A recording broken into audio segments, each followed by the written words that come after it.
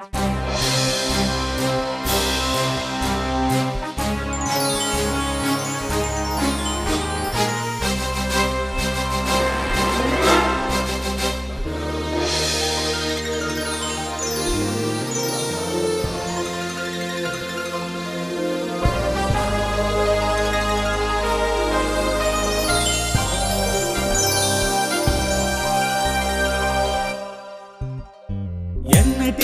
ఎడబాయని శాశ్వతమైన ప్రేమతో అందరినీ బ్రతికించే నిత్యమైన కరుణతో రెపరెపలాడుచూ పిలుస్తూ ఉన్నది జయకేతనమై జయకేతనమై తరంగ ఘోషలా వినిపిస్తున్నది విజయనాదమై విజయనాదమై అఘముల బాపే నిజమిదని బోధించే పరలోక రాజ్యధ్వని అఘముల బాపే నిజమిదని బోధించే పరలోక రాజ్యధ్వని అగాపే విజయధ్వని అగాపే విజయధ్వని అగాపే విజయధ్వని అగాపే విజయధ్వని. మన ప్రభు అయిన యేసుక్రీస్తు పేరట మరొకసారి మీకందరికీ నా ప్రత్యేకమైన వందనవచనం. వేగంగా మనం యూదా పత్రికను ధ్యానించటానికి వెళదాం. యూదా పత్రిక మొదటి వచనాన్ని మనం చదువుకుందాం. యేసుక్రీస్తు దాసుడును యాకోబు సహోదరుడునైన యూదా తండ్రి అయిన దేవుని యందు ప్రేమింపబడి యేసుక్రీస్తునందు భద్రము చేయబడి పిలువబడిన వారికి శుభమని చెప్పి వ్రాయున్నది. గత వారం మనం ప్రేమింపబడి అనే ఒక అంశాన్ని ధ్యానించాం. ఈరోజు రెండవదిగా యేసుక్రీస్తునందు భద్రము చేయబడిన వారు. యూదా తన పత్రికను వ్రాస్తున్నప్పుడు తాను మొదటిగా అంటాడు కదా, మీరు ప్రేమించబడేవారు, దేవుని యందు ప్రేమించబడేవారు. రెండవదిగా యేసుక్రీస్తునందు భద్రము చేయబడిన వారు. యేసుక్రీస్తునందు భద్రము చేయబడిన వారు. జాగ్రత్తగా ఈ వాక్యాన్ని ఆలకించండి. వెనకటికి ఎవరో ఒక ఆయన అన్నాడు కదా, క్రైస్తవులు దిక్కుమాలోళ్ళు అన్నారు. మిత్రమా, ఈరోజు గుర్తుపెట్టుకో, అస్సలైన దిక్కు కలిగిన వాళ్ళు ఎవరన్నా ఉంటే క్రైస్తవుడు మాత్రమే అని ఘంటాపదంగా నొక్కి వక్కాణిస్తూ చెప్తున్నాను. ఎందుకంటే మేము యేసుక్రీస్తునందు భద్రము చేయబడిన వారమై ఉన్నాం. అందుకే కొలసి అనే ప్రాంతంలో ఉండే సంఘానికి ఉత్తరాన్ని వ్రాస్తూ పౌలు భక్తుడు అంటున్నాడు కదా, మీరు క్రీస్తు యేసునందు దేవునితో కూడా దాచబడి ఉన్నారట, మీరు దాచబడిన వారు అని వ్రాయబడింది. ఇకపోతే యేసుక్రీస్తునందు అను ఈ నామము యేసుక్రీస్తునందున్న విశ్వాసుల యొక్క స్థానము, బంధము, సహవాసము, క్రైస్తవత్వము యొక్క శ్రేష్టత మొదలగు వాటిని తెలుపుచూ ఉందన్నమాట ఈ భాగం. యేసుక్రీస్తునందు వారి యొక్క భద్రత గలవారు, వారి యొక్క స్థానము, అలాగే వారి యొక్క సహవాసము, అలాగే క్రైస్తవం యొక్క శ్రేష్టమైన స్థితి, ఈ మొదలగు విషయాలన్నీ ఈ భాగములో నుంచి చాలా చక్కగా మనం నేర్చుకోగలుగుతున్నాం. రోమాపత్రిక 8వ అధ్యాయం 1వ వచనం, రోమాపత్రిక 8వ అధ్యాయం 1వ వచనం, ఎఫెసీలకు రాసిన పత్రిక 1వ అధ్యాయం 1వ వచనం, ఎఫెసీ 1:1, రోమా 8:1 ఉంది కదా, క్రీస్తు యేసునందున్న వారికి ఏ శిక్షా విధియు లేదని కనబడుతుంది. ఈ క్రీస్తునందు అనే పదము క్రొత్త నిబంధనలో దాదాపు 130 సార్లు చెప్పబడింది అన్నమాట. క్రీస్తునందు అనే పదము క్రొత్త నిబంధనలో కుడి ఎడమగా 130 సార్లు చెప్పబడింది అన్నమాట. కృప ద్వారా మనము రక్షించబడినందున యేసుక్రీస్తు యొక్క సొత్తుగా మనం మార్చబడిన వారమై ఉన్నాం. దేవునికి మహిమ కలుగును గాక. కృప ద్వారా రక్షించబడ్డాం. ఈరోజు క్రైస్తవుడు ఎవరై ఉన్నాడు? క్రీస్తుని వెంబడించే వాళ్ళు ఎవరై ఉన్నారు? వాళ్ళు యేసుక్రీస్తు యొక్క సొత్తై ఉన్నారన్నమాట. సహజంగా మీరు ఎవరైనా సరే మీ సొత్తు, మీ సొమ్మును మీరు చాలా జాగ్రత్తగా కాపాడుకుంటారు. ఇప్పుడు మీ పర్సు ఉందనుకోండి, ఆ పర్సు జేబులో పెట్టుకొని బస్సు ఎక్కేటప్పుడు ఒక చేయి పర్సు మీద పెట్టుకొని ఇలాగే ఎక్కుతూ ఉంటారు. ఎందుకో తెలుసా? ఇది నీ సొత్తు కాబట్టి దాన్ని ఎవడు దొంగిలించకుండా ఉండటానికి జాగ్రత్తగా పట్టుకొని మరీ ఎక్కుతూ ఉంటారు. అలాగే స్త్రీలై వారి బ్యాగ్ను ఎంత జాగ్రత్తగా పట్టుకొని ఎక్కుతూ ఉంటారు, కారణం వారి సొత్తు అందులో ఉంది.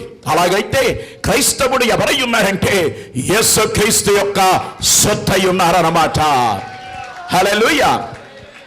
క్రీస్తునందు ఉన్నటువంటి ప్రతి వ్యక్తి పరిశుద్ధుడై ఉన్నాడు. కారణం యేసు రక్తము ప్రతి పాపమును కడిగి పవిత్రపరిచినందున యేసుక్రీస్తునందు ఎవరైతే ఉన్నారో వారు పరిశుద్ధులై ఉంటూ ఉన్నారు. కారణం పాపము యేసు రక్తము చే కడగబడింది అన్నమాట. కానీ యేసుక్రీస్తు యొక్క వెలుపల ఎవరైతే ఉంటూ ఉన్నారో ఆ ప్రతి వ్యక్తి పాపిగా ఉంటున్నారు. కారణం వారి పాపములో జన్మతః పాపములు జీవిస్తున్నారు, కర్మతః పాపములు వసిస్తున్నారు. వారి పాపములు కడగబడలేదు, అలాగే వారి దోషములు శుద్ధీకరించబడలేదు.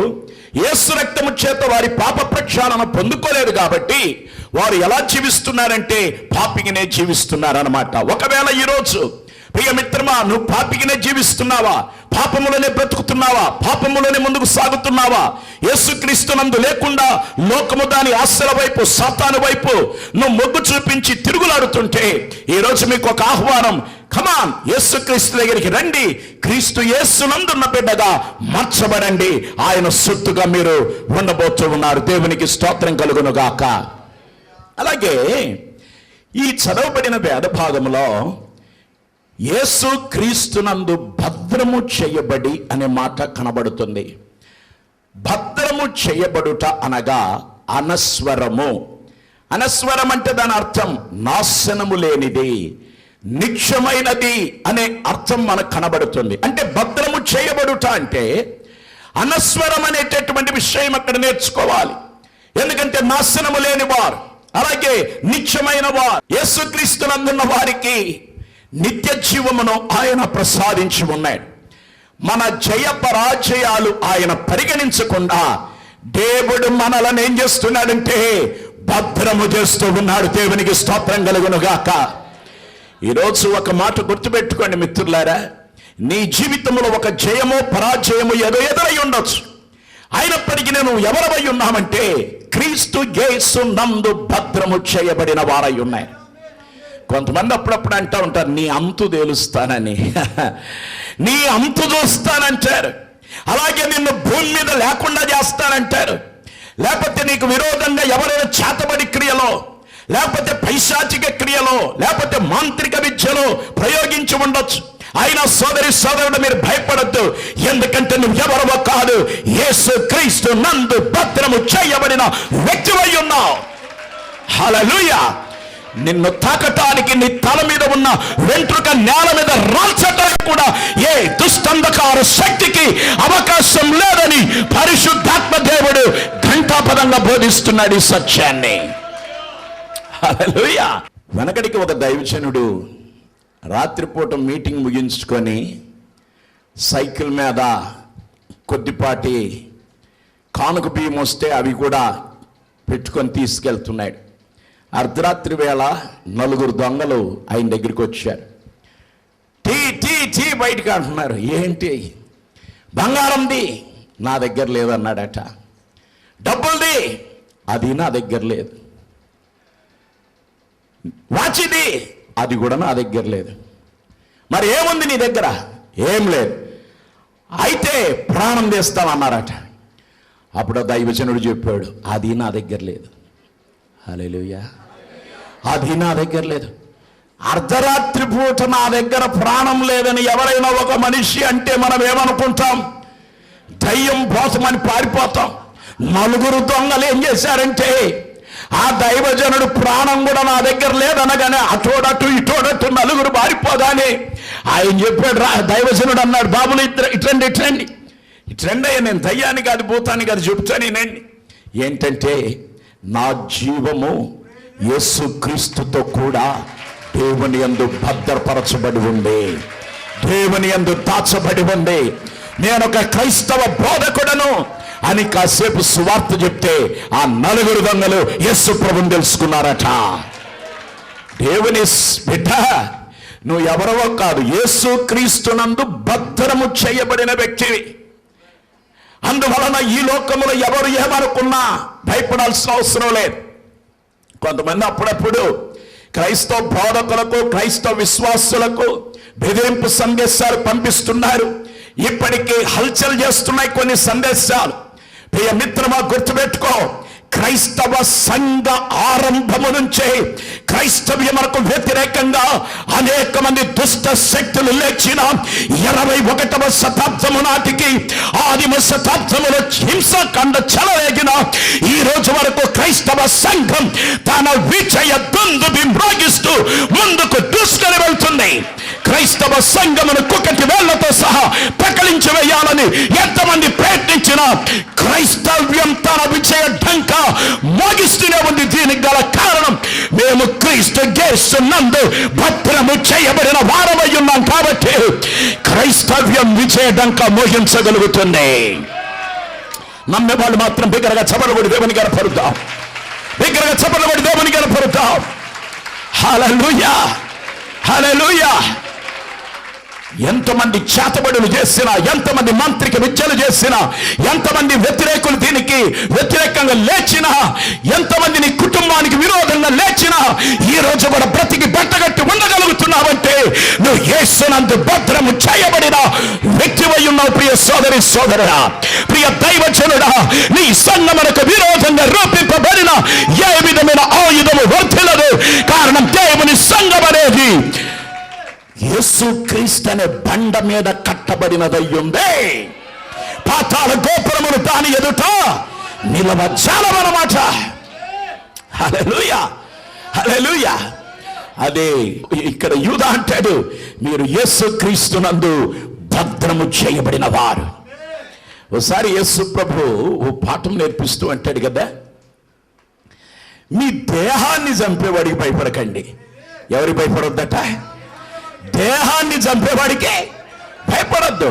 మరి ఎవరికి భయపడాలంటే నీ దేహమును ప్లస్ నీ ఆత్మను రెండిటిని చంపగలిగిన వాడికే మీరు భయపడాలి. ఈ రెండింటిని చంపగలిగిన అధికారం ఒక్కరికే ఉంది. అది ఎవరికంటే ఆత్మను దయచేసిన దేవునికి మాత్రం ఉంది. ఈ లోకంలో ఒకవేళ మనుష్యుడు నీ ప్రాణం తీయగలడేమో గాని, నీ ప్రాణమును తీసేసేమో, అలాగే నిన్ను చంపొచ్చేమో గాని, నీ శరీరమునకు మాత్రమే గాయం కలగజేయగలరు. కానీ నీ ఆత్మకు గాయం చేయగలిగిన, చంపగలిగిన దమ్మున్న మనగాడు ప్రపంచంలో పుట్టలేదు, భవిష్యత్తులో పుట్టడు కూడా. ఈ విషయాన్ని గుర్తుపెట్టుకో మిత్రమా. హల్లెలూయా. కారణం, యేసుక్రీస్తునందు భద్రము చేయబడిన వాడే క్రైస్తవుడు. మహా అయితే ఈ శరీరాన్ని గాయపరచగలం అంతేగా, మహా అయితే ఈ ప్రాణాన్ని తీయగలం అంతేగా. ఆత్మను ముట్టే అధికారము నీకు లేదు. కారణం, ఆత్మనిచ్చిన వాడు దేవుడు మాత్రమే. దేవుడు జయాపరాజయములను చూడకుండా తన ప్రజలను భద్రం చేసేవాడు.